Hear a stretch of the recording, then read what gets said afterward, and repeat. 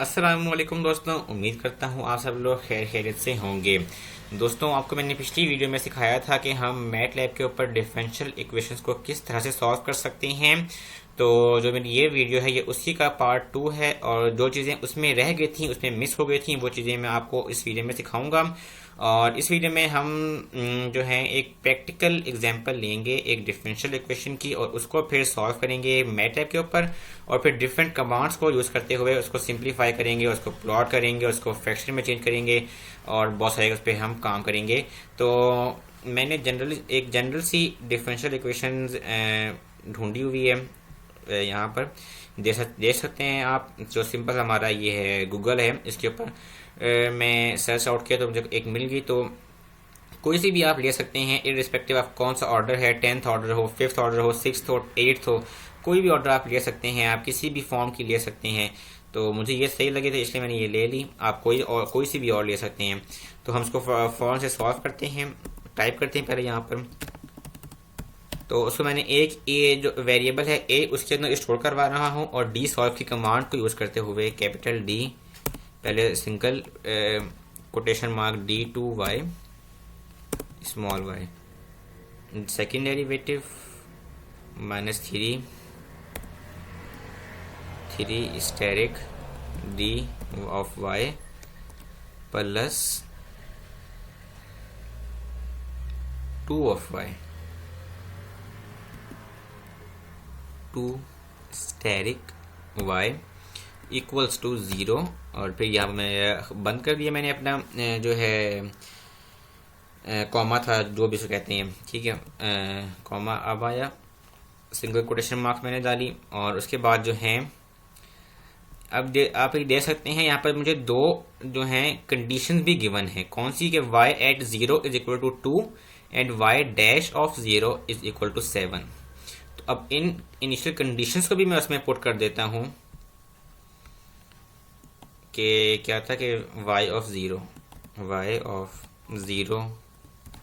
Equal to 7, बंद quotation marks, और फिर I quotation mark D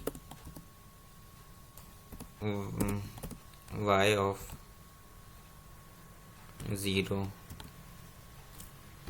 is equal to 7, और वो 2 के बराबर है। ठीक है, वो उसका कोई मसला नहीं है हमें, क्योंकि ये हम एक जनरल सी इक्वेशन लेकर उसको सॉल्व कर रहे हैं। तो कुछ भी आप बेशक नंबर डाल लें।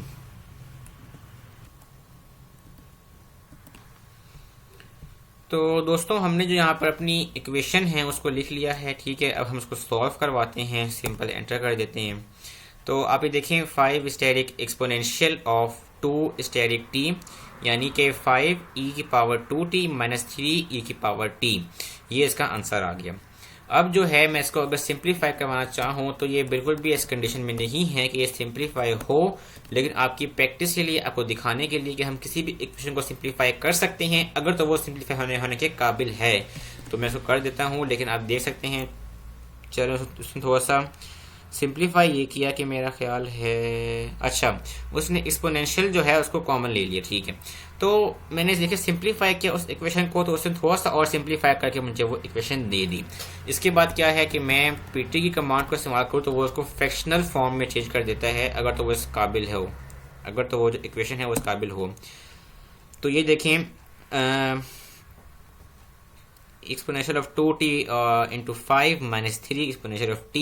खैर, उसने हमको एक और फॉर्म में उसको चेंज करके दिखा दिया कि उस इक्वेशन को डिफरेंट फॉर्म में अगर चेंज करना हो, डिफरेंट उसकी प्रेजेंटेशन करवानी हो, डिफरेंट उसके आपने तरीके से उसको लिखना हो, तो अब आप वो किस तरह से लिख सकते हैं।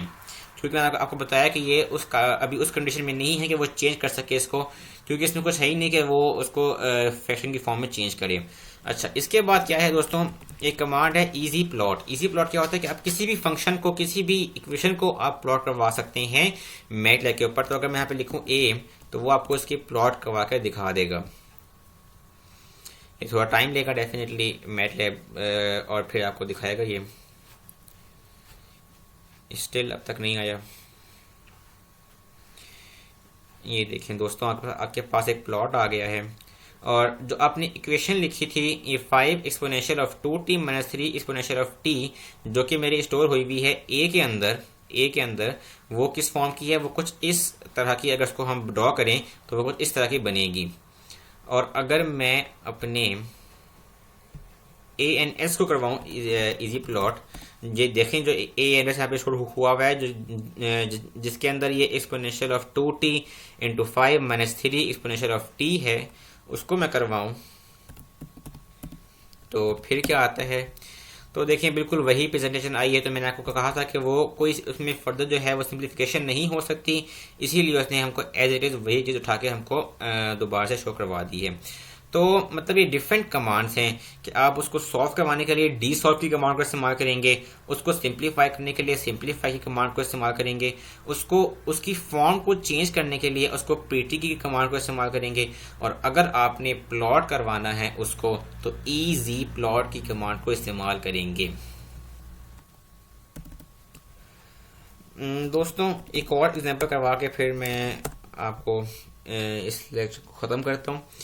एक और मैं आपके सामने एग्जांपल सॉल्व करता हूँ।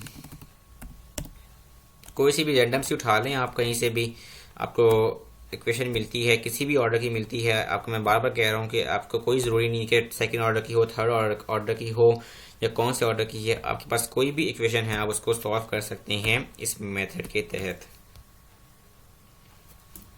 तो अब जो मैं इक्वेशन लिख रहा हूँ वो है क्या कि second derivative of y plus Y is equal to cos 2 asterisk t, cos 2 of t। यहाँ मेरा सिंगल ख़त्म हुआ, वो इक्वेशन ख़त्म हुई। और अब जो है मैं इसमें डालूँगा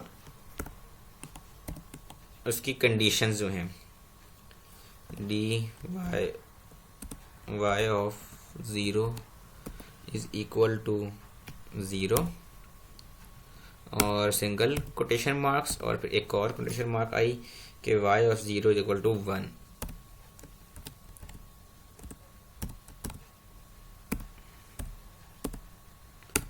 यहाँ पर मेरी इक्वेशन भी पूरी है। ये मेरी थी इक्वेशन कि second derivative of y plus Y equal to cos 2 of t, comma, यानी कि मेरी इक्वेशन की यहाँ तक थी। फिर ये कंडीशन मैंने दो कंडीशन डाल दी कि single derivative of y at 0 is equal to 0 और y at 0 is equal to 0। तो ये मेरी होगी इक्वेशन। अब मैं इसको करवाता हूँ सॉल्व। तो देखो देखें दोस्तों, ये मतलब एक इतनी लंबी इक्वेशन है कि आपके एक बार कमांड की जो आपकी जो मेन विंडो है वहाँ पर ये पूरी भी नहीं आ रही। तो आप इस की जो इसका आंसर है वो मतलब इतना लंबा है कि इतना बड़ा आंसर आ रहा है कि वो आपकी जो पूरी जो विंडो है उसके ऊपर भी पूरा नहीं आ रहा। तो अब ऐसी कंडीशन में ही आप उसको सिंप्लीफाई करते हैं। मैं आपको सिंप्लीफाई करवा के दिखाता हूँ उसको। बी में मैंने उसको करवाया वेस्ट और सिंप्लीफाई बी। तो ये देखें दोस्तों, उसने आपको इंतहाई जो सिर्फ दो टर्म्स के ऊपर मुश्तमिल जो है आपको आंसर दे दिया कि 2 स्टेरिक साइन टी बाई 2 और उसका square minus 8 asterisk sine T by 2 और उसका जो पावर है 4 डिवाइडेड बाई 3। तो अब ये डेफिनेटली ये शो भी हो सकता है क्योंकि आप देख सकते हैं यहाँ पर डिवाइडेड बाई 3 लिखा हुआ है, तो ये आपको फ्रैक्शन की फॉर्म में भी शो होगा। तो अगर मैं आपको ये कमांड जो है प्रीटी उसको यहाँ पर करवा के दिखाऊं इस्तेमाल, तो ये देखें दोस्तों कुछ इस तरह की फॉर्म बन रही है। और ये कौन सी फॉर्म है जो ऊपर आई हुई है, जो हमारी जो आंसर था जो कि काफ़ी लंबा सा था उसके लिए ये वाली कमांड है। अगर हम प्रीटी की कमांड को इस्तेमाल करें ANS के लिए तो फिर क्या होगा, ये देखें दोस्तों, साइन टी बाई 2 का square into 2 minus sine T by 2 का क्यूब 4 टाइम्स ओवर 3 इंटू 8। तो ये वाली फॉर्म है, जो ये वाली लाइन है, इसको अगर हम फ्रैक्शन की फॉर्म में लिखें या जो और सिंप्लीफाई करें या किसी और फॉर्म में उसको करवाएं प्रेजेंट, तो वो ये फॉर्म है। और जो ये वाला आंसर आया था जो काफ़ी कॉम्प्लेक्स था उसको जो है वो यहाँ पर शो करवाया हुआ है 2 cos t over 3 plus sign t into this minus this over this. तो खैर ये सब कुछ था। अब मैं दोनों को आपको प्लॉट करवा के दिखाता हूँ। पहले बी को करवाते हैं और फिर ये देखें जो आपके पास जो आपके पास आंसर आ रहा था वो कुछ इस तरह के फॉर्म में प्रेजेंट किया जा सकता है। और जो इजी प्लॉट करवाएं अगर ANS के लिए, तो वो भी ऐसा ही है, क्योंकि वो उसी को सिंप्लीफाई करने के बाद आया है।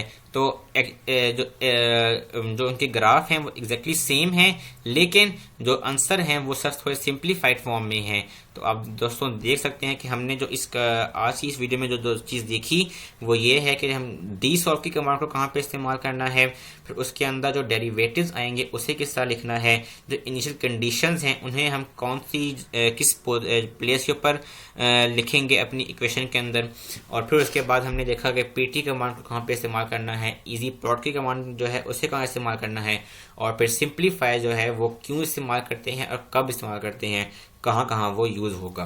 तो दोस्तों उम्मीद करता हूँ आपको मेरी आज की ये वीडियो भी पसंद आई होगी। और आज यहाँ पर जो है ये डिफरेंशियल इक्वेशंस को सॉल्व करने का तरीका ऑन मैटलैब का जो है जो सीरीज़ थी वो ख़त्म हुई, जो 2 वीडियोस थी। तो अगर आपको कोई इस पर कन्फ्यूजन है, किसी किस्म का कोई सवाल है, तो वो लाजमी शेयर कीजिएगा मेरे साथ कमेंट्स के सेक्शन में। अगर आपको मेरी आज की वीडियो पसंद आई है तो लाइक ज़रूर कीजिएगा, थम्स अप के आइकन को ज़रूर दबाइएगा, और अगर आप मेरे न्यू व्यूवर हैं तो जो मेरा चैनल है वो लाजमी सब्सक्राइब कर लें, और जो ये वीडियो है ये बाकी दोस्तों के साथ सबके साथ लाजमी शेयर कीजिएगा, ताकि जो नॉलेज है वो हम शेयर कर सकें बाकी लोगों के साथ। तो दोस्तों उम्मीद करता हूँ आपको मेरी वीडियो पसंद आई होगी। मिलते हैं जल्द ही अगली वीडियो में आपके साथ, तब तक के लिए अल्लाह हाफिज़।